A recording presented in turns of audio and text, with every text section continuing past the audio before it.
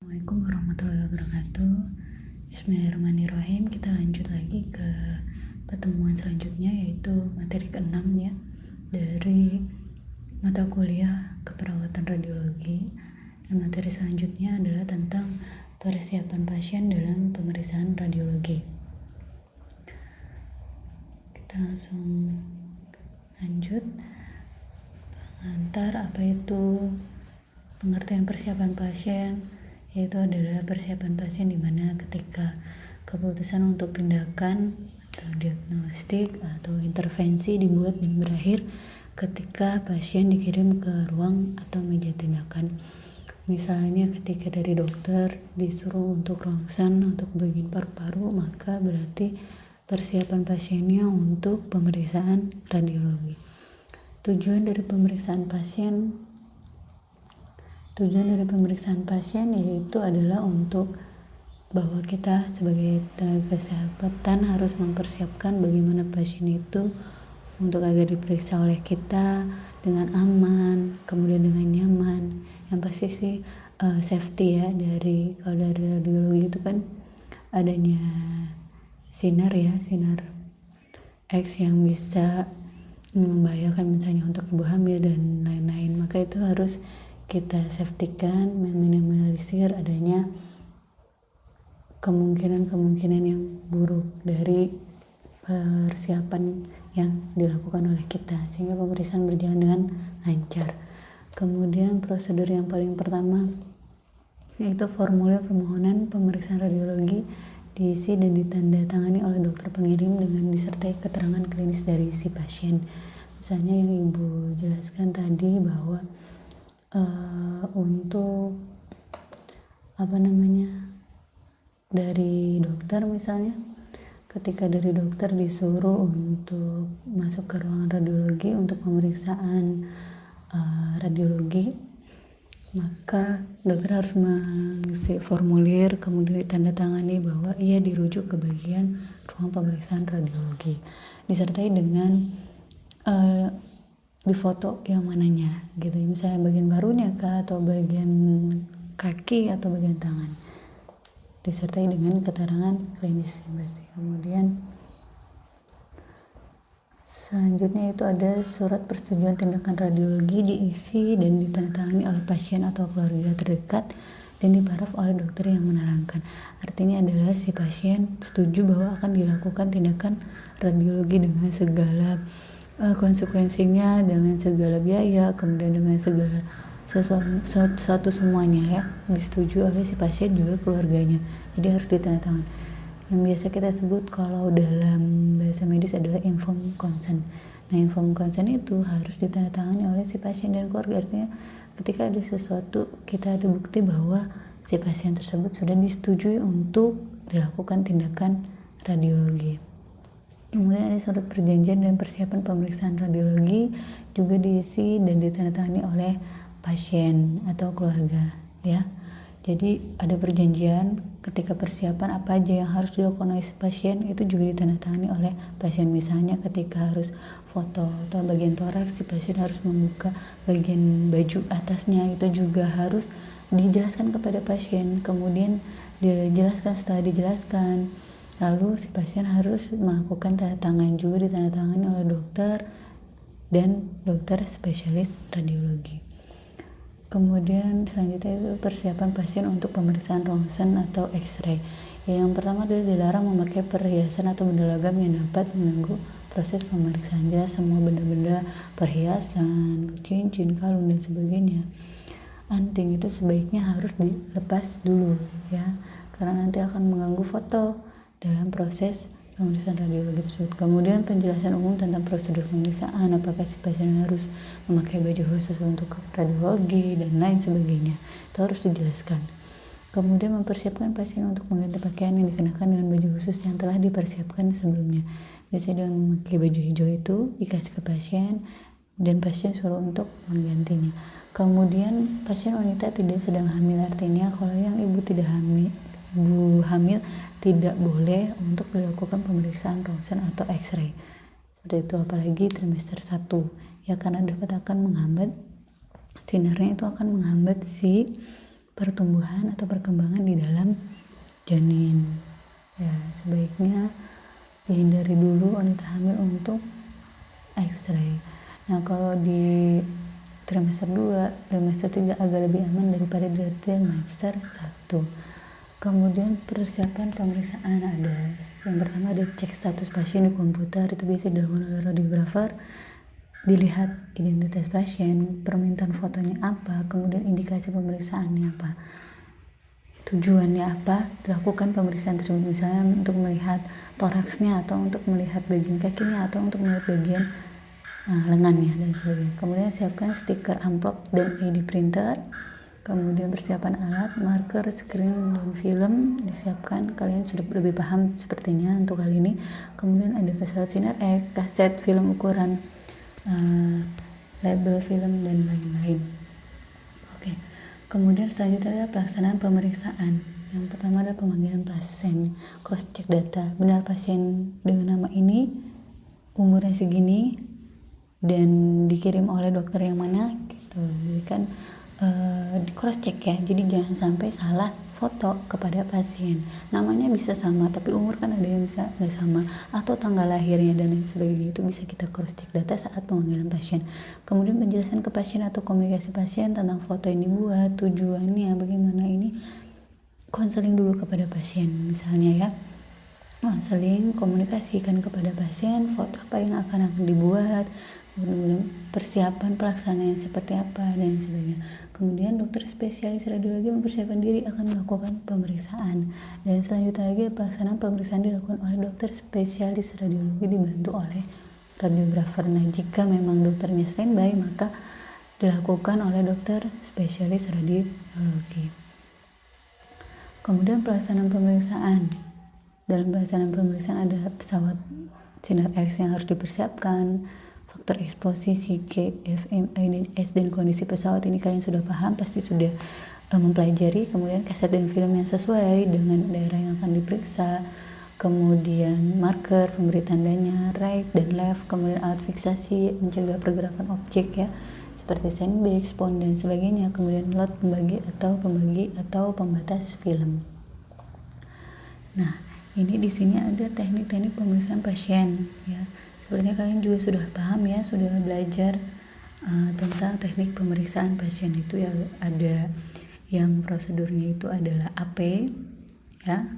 Kalau AP berarti anterior posterior ya. AP anterior posterior, yang artinya sinarnya dari depan ke belakang ya.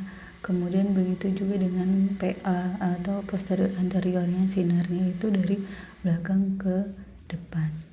Kemudian ada yang lateral ya, berarti artinya miring, menyamping ke kiri atau ke kanan sehingga membentuk sudut 90 derajat. Kemudian ada yang oblik ya. Kalau oblik berarti ya dia miring juga, oblik, untuk oblik. Kemudian selanjutnya adalah upright ya, artinya berdiri tegak atau searah dengan garis vertikal.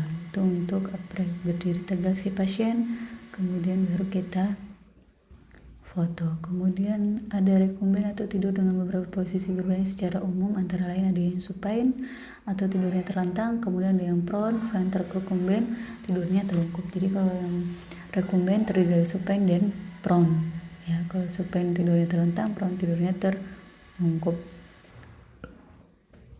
Kemudian ada lateral decubitus, miring ya, artinya dia ditekuk bagian lututnya ya, miring, ditekuk bagian lututnya.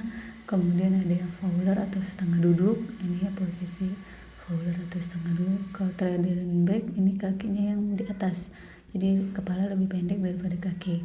Nah, kalau fowler ini setengah duduk. Ini biasanya selain dalam pemeriksaan radiologi juga bisa untuk kalau orang yang sesak nafas ya. Ini dia lebih agar aliran nafas lebih lancar. Nah, kemudian ada lithotomy. Nah, kalau lithotomy ini biasanya untuk yang pemeriksaan bagian dalam perut, misalnya pemeriksaan vagina, pemeriksaan uterus dan lain sebagainya. Ya, ada yang low litotomi, ya, kemudian ada standar litotomi, juga high litotomi. Ini kalau posisi melahirkan ini seperti ini litotomi, ya, atau pemeriksaan dalam di bagian kelamin dan perutnya seperti ini, ya. Kalau low itu lebih pendek, cenderungnya standar. Kalau high paling atas, ya, lebih tinggi. Nah, kalau Trendelenburg ini fungsinya biasanya bagian yang kalau berhubungan dengan sakit di bagian kepala dia untuk melancarkan, ya, atau yang patah bagian kakinya dia diangkat seperti ini. Kemudian ada sim position. Kalau sim ini seperti tiduran juga sama, ya, tapi dia kakinya bagian lututnya ditekuk, ya, untuk sim bagian kakinya ditekuk. Kemudian ada extensio, flexio, kemudian flexion, extensio. Sepertinya kalian juga sudah banyak tahu kalau flexio berarti gerakan melipat sendi, kalau extensio berarti membuka sendi. Ada radial deviation, ulnar deviation, ada pronation, ya kan. Kemudian ada supination, ya. Kemudian selanjutnya kita lihat ada rotatio. Kemudian ada endorectio, berarti kalau endo adalah masuk ke bagian dalam, memutarnya bagian dalam, rotatio ke bagian luar, ya. Kemudian ada adduksi dan abduksi. Abduksi berarti ke atas, kalau adduction berarti ke bawah. Seperti ini bisa kalian lihat dan baca-baca, kalian juga sudah paham pasti. Kemudian posisi pasien dalam pemeriksaan radiografi, ada yang pertama ekspirasi, yaitu gerakan mengeluarkan nafas, jadi udaranya dikeluarkan gitu, ya. Kalau menarik nafas, udaranya dimasukkan, ya. Kemudian selanjutnya itu ada persiapan pasien lumbal pungsi. Misalnya lumbal pungtur adalah upaya pengeluaran cairan cerebrospinal dengan memasukkan jarum ke dalam ruang subarachnoid. Tes ini dilakukan biasanya untuk pemeriksaan cairan di bagian kepala, ya, mengukur dan mengurangi tekanan cairan di bagian kepala untuk mendeteksi adanya subarachnoid spinal dan untuk memberikan antibiotik ke dalam kanalis spinal, terutama kasus dalam infeksi. Nah, biasanya ini di bagian lumbal pungsi atau di bagian lumbal di daerah tulang belakang, ya. Pasien di posisi tidur lateral pada ujung tempat tidur dengan lutut ditarik ke abdomen. Kemudian bila pasien obesitas bisa mengambil posisi duduk di atas kursi dengan kursi dibalikan dan kepala disandarkan pada tempat sandarannya. Kemudian jelaskan prosedur pemeriksaan pada klien. Ini misalnya persiapan pasien yang lumbal pungsi. Ini hampir sama seperti kalau kita mau operasi, ya, dimasukkan dulu bius ke dalam bagian dari sumsum tulang belakang. Ya, bisa juga duduk pasiennya di atas kursi, suruh duduk. Kemudian ada persiapan pasien pemeriksaan MRI. Kalau MRI kan salah satu bentuk pemeriksaan radiologi yang menggunakan prinsip magnetisasi. Medan magnet digunakan untuk proses magnetisasi komponen ion. Jadi MRI ini dapat menggambarkan dengan sangat jelas dan kontras berbagai bagian organ dari tubuh. Yang pertama dilakukan adalah misalnya pasien diharap tidak mengenalkan aksesoris tubuh, ya, sama seperti yang tadi XRI. Ya, hal ini penting karena MRI menggunakan prinsip magnetisasi. Kemudian kedua, pasien akan diminta diam untuk berusaha sampai proses magnetisasi selesai. Kemudian lagi memberikan kesempatan pada pasien melihat dulu alat MRI beberapa saat sebelum prosedur untuk menghindari ketakutan. Karena ada beberapa orang yang bisa takut terhadap ruangan yang sempit karena kan dimasukkan ke dalam seperti tabung, ya, alat MRI itu. Ya, kemudian memberikan inform konsen, tadi persetujuan pada pasien dan keluarga bahwa akan dilakukan MRI, ya kan. Kemudian memberikan medikasi sebelum tes, ya. Kemudian kaji kemungkinan reaksi alergi atau iodin. Kemudian yang perlu diperhatikan pada pemeriksaan MRI ini tidak boleh dilakukan pada wanita hamil yang muda sama seperti X-ray. Kemudian pasien memberikan informasi kepada petugas sebelum dilakukan pemeriksaan, entah itu informasi yang terkait dengan status medisnya dia, ya. Kemudian ada lagi persiapan pasien EEG, biasanya di bagian kepala. Suatu prosedur pemeriksaan menggunakan alat elektromagnetik yang digunakan untuk merekam aktivitas listrik otak. Jadi melalui tengkorak yang utuh juga merupakan pemeriksaan saraf otak dengan merekam gelombang-gelombang otak. Jadi di bagian otak, ya. Biasanya pada kasus yang di bagian kepala, misalnya gegar otak kah, atau ada saraf yang putus di bagian otak kah, kesarafan listriknya itu terganggu, biasanya dilakukan pengecekan EEG. Misalnya lagi ketika ada yang kejang, seorang yang kejang-kejang terus-menerus, nah ini harus diperiksa EEG. Persiapannya yaitu yang pertama, pasien tidak dalam keadaan batuk, pilek atau demam, karena ini akan mempengaruhi kelistrikan dalam bagian otak, ya. Kemudian berhenti meminum obat penenang. Yang ketiga, hindari makanan yang mengandung kafein sedikit 8 jam sebelum tes. Hindari puasa malam, makanlah dalam porsi yang kecil sebelum tes sebab gula darah rendah dapat mempengaruhi hasil EEG. Kemudian rambut harus bersih, bebas dari minyak, rambut, hairspray dan sebagainya. Tidur malam yang cukup, tidak perlu persiapan puasa.